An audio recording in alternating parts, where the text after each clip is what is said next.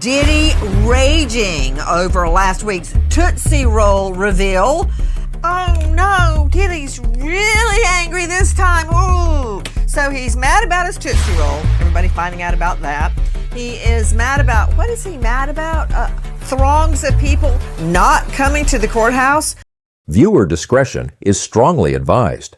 The following is for educational and entertainment purposes only, based on verbatim courtroom testimony and reports from inner city press and other sources covering the Sean Diddy Combs sex trafficking trial. Picture this, May 22nd, 2025, a crisp morning outside Manhattan Federal Court. The air crackles with tension. Reporters swarm, cameras flash, and whispers ripple through the crowd. A lone figure steps out of a car, a cigarette glowing between his lips, smoke curling upward like a warning signal. That figure is Scott Mescudi, known to the world as Kid Cudi, the pursuit of happiness rapper whose introspective rhymes have defined a generation. Today, he's not here for a mic or a stage. He's here to face a titan of hip-hop, Sean Diddy Combs, in a courtroom showdown that's about to set the music world ablaze.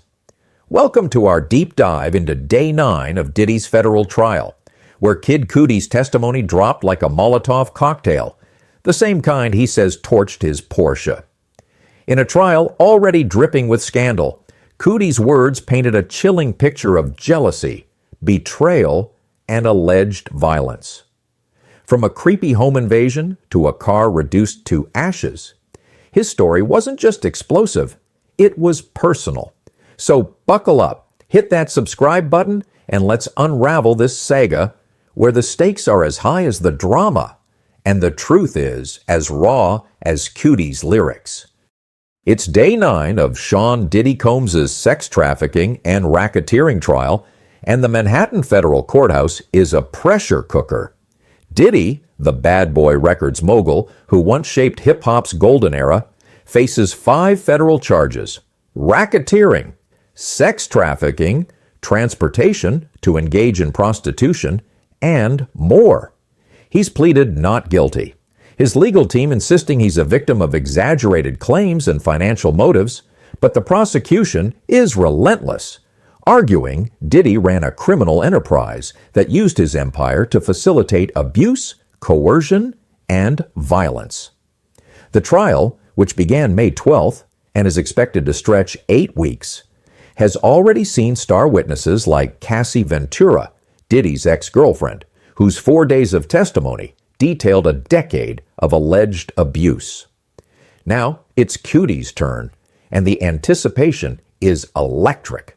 Outside the courthouse, Cudi's arrival is a spectacle. Posts on X capture the moment. Kid Cudi arrives at Diddy trial smoking cigarette before taking stand to talk about Cassie relationship and car bombing, writes at Inner City Press. Another post from @XXL quotes Cudi's raw reaction to his car's destruction. What the fuck? The image is striking. A man known for his soul-bearing music, now stepping into a legal firestorm, cigarette in hand, exuding defiance, yet carrying the weight of a story that's been buried for over a decade. Inside, the courtroom buzzes. Reporters scribble furiously. Jurors lean forward. And Diddy, in a tailored navy suit, watches with a flicker of his trademark smirk. But that smirk is about to falter. The judge, Aaron Subramanian, calls the room to order. The prosecution, led by Emily Johnson, is methodical, building a narrative of Diddy's alleged pattern of control through violence. Cudi's testimony, they hope, will be a cornerstone, linking Diddy's jealousy over Cassie to acts of intimidation that go beyond a lover's quarrel. As Cudi takes the stand, his presence is a contrast to the polished chaos of the trial. He's calm, almost somber, his voice steady, but heavy with memory. The jury, 8 men and 4 women, locks eyes on him. They know who he is, a Grammy-winning artist, an actor, a cultural force. But today, he's just Scott Mescudi, a man with a story that could tip the scales of justice. To understand Cudi's testimony, we need to rewind to 2011, when a love triangle set the stage for chaos. Kid Cudi, born Scott Mescudi, was riding high after his 2009 debut, Man on the Moon. His raw, emotional style made him a star, but his personal life was about to collide with Diddy's orbit. Cudi met Cassie Ventura in 2008, when she was already signed to Diddy's Bad Boy Records and entangled in an on-and-off relationship with him since 2007. By 2011, Cudi and Cassie had grown close, their friendship blossoming into romance. Cudi testified, as reported by the Washington Post and CNN, that he believed Cassie was single, free from Diddy's grip, but he was wrong, and that mistake would cost him. On December 22, 2011, at 5:30 a.m., Cudi's phone rang. It was Cassie, her voice trembling with panic. "She told me that Sean Combs had found out about us," Cudi told the jury, his words echoing through the silent courtroom. "I was really confused." Cassie's fear was palpable, and for good reason. According to her testimony, reported by USA Today and others, Diddy had threatened to harm both her and Cudi, even vowing to blow up Cudi's car.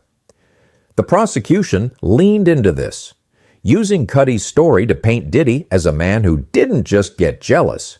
He got dangerous. Cudi's testimony wasn't just about a phone call, it was about what came next. He described returning to his Hollywood Hills home to find it violated in a way that felt personal, deliberate. No valuables were stolen, but Christmas gifts from Chanel, meant for his family, were unwrapped and scattered, as if someone wanted him to know they'd been there. His dog was locked in the bathroom, unharmed but trapped, a chilling detail that sent a murmur through the courtroom. "It was like a message," Cudi said, his voice low but firm, as reported by Business Insider. He pointed the finger at Diddy, telling jurors he believed the mogul orchestrated the break-in to intimidate him. The jury sat frozen, some glancing at Diddy, whose face betrayed no emotion. If the break-in was unsettling, what happened next was outright cinematic. In January 2012, just weeks after the home invasion, Cudi's $140,000 Porsche 911 Cabriolet was destroyed in a fiery explosion.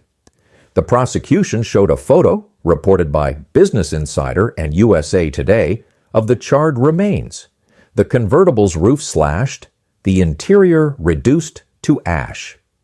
Cudi testified that the cause was a Molotov cocktail thrown by unknown assailants. His reaction, captured in an ex-post by a TMZ, was raw. "What the fuck?" The courtroom chuckled, but the gravity of the moment wasn't lost. Cudi told jurors, as reported by the New York Times, that he was sure Diddy was behind it, echoing Cassie's earlier testimony that Diddy had threatened to torch his car. The prosecution used this to hammer their narrative. Diddy wasn't just a jealous ex. He was a man who allegedly used violence as a tool of control. Cassie had testified that Diddy's threats were explicit, even claiming he'd be out of the country when the attack happened, as noted in an email shared in court and reported by 2Fab. Cudi's story corroborated hers, painting a picture of a calculated act of retribution. The charred Porsche wasn't just a car, it was evidence, a symbol of Diddy's alleged reach. Jurors leaned in, some visibly disturbed, as the prosecution displayed the photo, the blackened wreckage a stark contrast to Diddy's polished image. Cudi's testimony was relentless. He described the moment he learned of the fire 45 minutes from home, when his dog sitter called at 7 a.m., as reported by the New York Post. The shock, the confusion, the fear, it all poured out on the stand. "When my car was set on fire, my reaction was, 'What the fuck?' he said, a line that trended on X for its unfiltered honesty. But behind the quip was a man grappling with the reality of being targeted. The prosecution argued this wasn't random vandalism. It was arson tied to Diddy's rage over Cassie's brief romance with Cudi. The defense, however, pushed back, noting no direct evidence linked Diddy to the fire.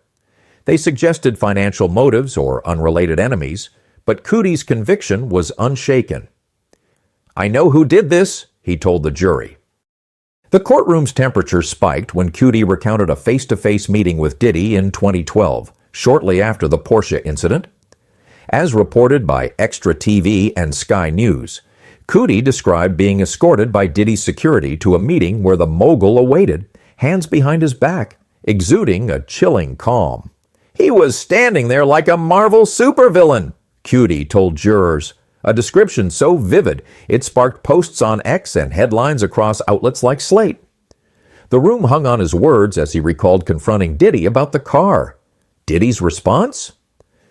A cold, "I don't know what you're talking about," followed by, "Wait, I thought we were cool. Is there a problem?" The exchange was pure drama, a moment where two titans of music faced off, one accusing, the other deflecting. Cudi said Diddy's cold stare left him unsettled, as if the mogul was sizing him up. The prosecution used this to underscore their case. Diddy didn't just act through proxies, he confronted his targets directly, leveraging his power to intimidate. Jurors watched Diddy closely, some noting his jaw tense, his hands still on the defense table. The supervillain line wasn't just a quip. It framed Diddy as a calculated figure, a man whose charm masked menace.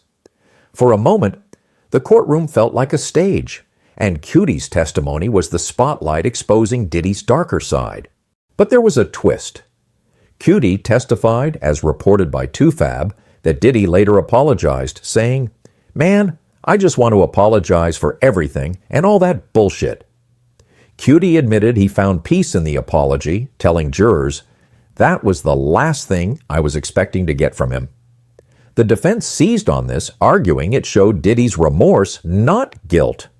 Yet the prosecution countered that the apology was a tactic, a way to smooth over a situation that had spiraled out of control. The jury, caught between these narratives, seemed riveted, their eyes darting between Cudi and Diddy, weighing who to believe. Cassie Ventura looms large over Cudi's testimony. Her 4 days on the stand, ending May 16th, laid bare a relationship marked by alleged abuse, coercion, and freak-off sex sessions orchestrated by Diddy. She testified, as reported by ABC News and E! News, that Diddy threatened to release sex tapes to ruin her and even planned to harm her and Cudi when he learned of their 2011 romance. Her mother, Regina Ventura, corroborated this, telling jurors, per 2Fab, that she and her husband paid Diddy $20,000 to recoup money he claimed to have invested in Cassie, fearing for her safety after Diddy's anger over her relationship with Cudi.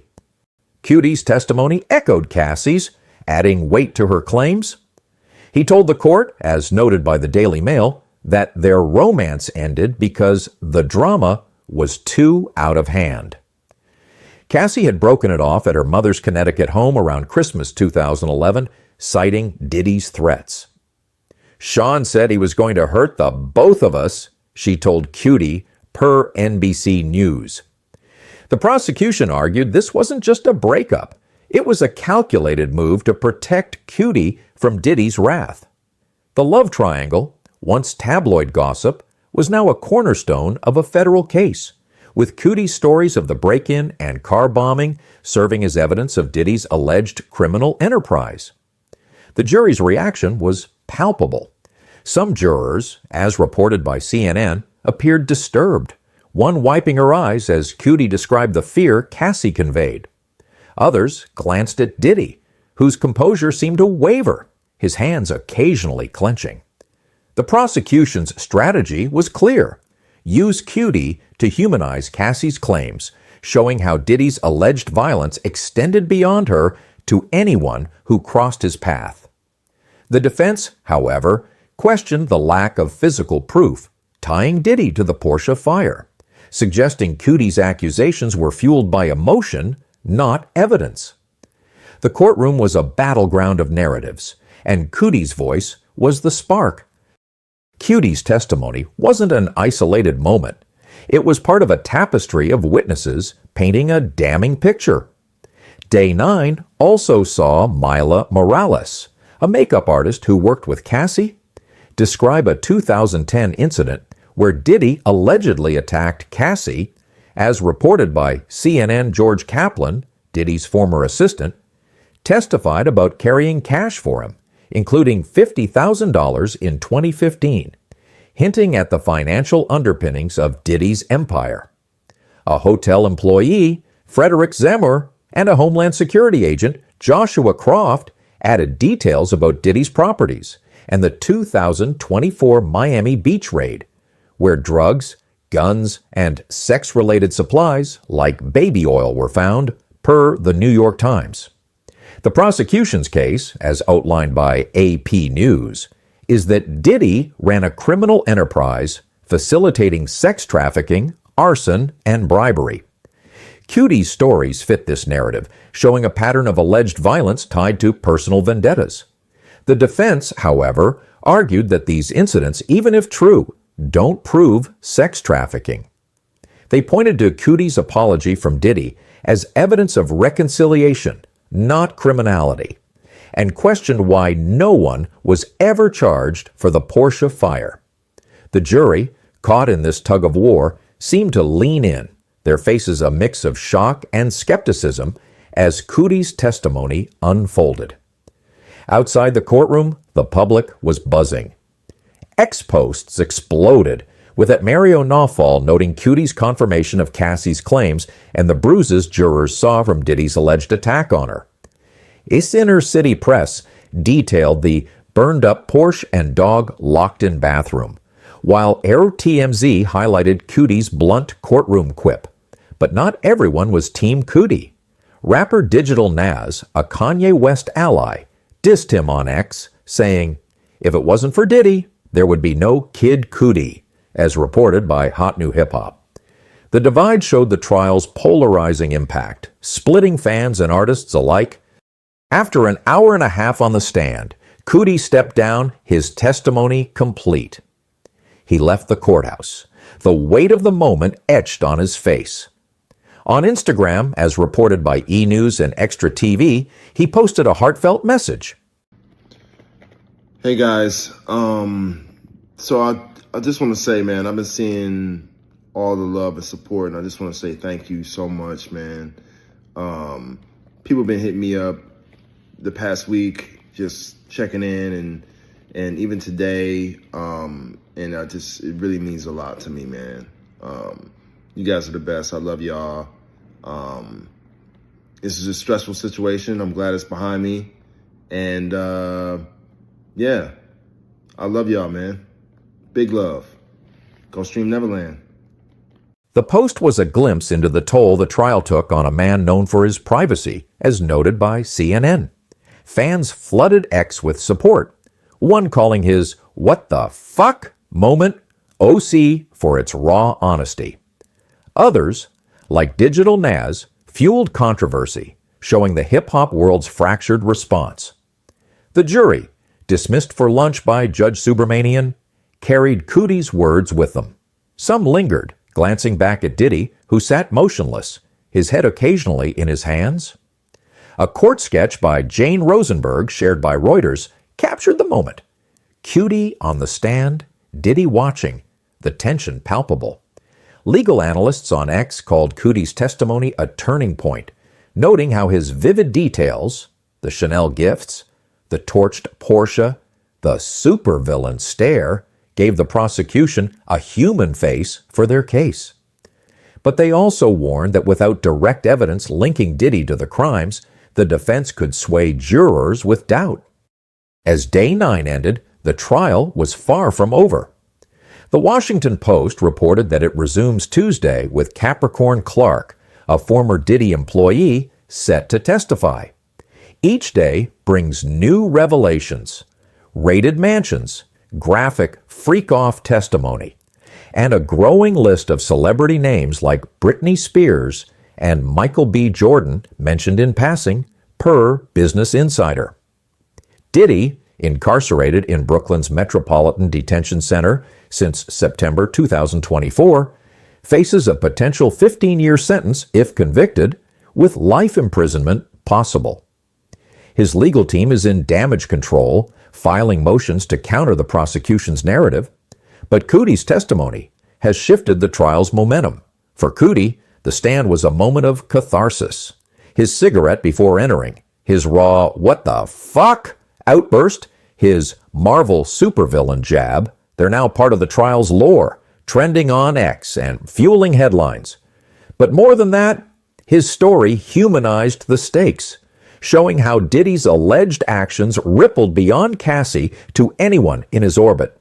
The charred Porsche, the violated home, the panicked call from Cassie, these weren't just evidence, they were scars laid bare for the world to see. So, what does Kid Cudi's testimony mean for Diddy's trial? It's a crack in the mogul's armor, a moment where a jury saw not just a celebrity, but a man shaken by alleged violence. The prosecution hopes Cudi's words, paired with Cassie's, will convince jurors that Diddy's empire was built on fear. The defense will fight back, arguing there's no smoking gun, ironic, given the smoke from Cudi's Porsche. As the trial stretches toward July, one thing is clear. This is bigger than one man. It's a reckoning for an industry, a culture, and a legacy. Thanks for diving into this explosive chapter with us. If Cudi's story gripped you, smash that like button, subscribe, and hit the bell for more trial breakdowns. Drop a comment. Do you think Cudi's testimony will sway the jury? What's your take on Diddy's fate? Stay tuned, because this trial is far from over. Until next time, keep seeking the truth.